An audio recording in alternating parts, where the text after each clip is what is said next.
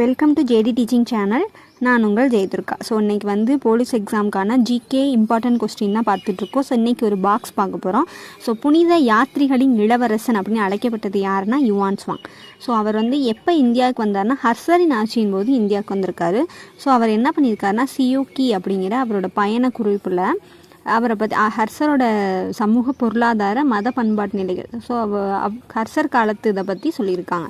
So ஹர்ஷர் வந்து ஒரு பௌத்தராக இருந்திருக்காரு. அப்போ கூட பிரயாகையில் நடைபெற்ற கும்பமேளா விழாவில் கலந்துட்டு இருந்திருக்காரு அப்படின்னு சொல்லிட்டு யுவான் சுவாங் வந்து சொல்லியிருக்காங்க. ஸோ இதில் இம்பார்ட்டன்ட் பாயிண்ட்ஸ் என்ன அப்படின்னு பார்த்தீங்கன்னா, யாத்ரீகர்களின் இளவரசன் அப்படின்னு அழைக்கப்பட்டது யார், அதாவது புனித யாத்ரீகர்களின் இளவரசன் அப்படின்னு அழைக்கப்பட்டது யாருன்னா யுவான் சுவாங். அதுக்கடுத்த பாயிண்ட் வந்து அவரோட பயண குறிப்பு பேர் என்ன அப்படின்னு பார்த்தா சியூக்கி.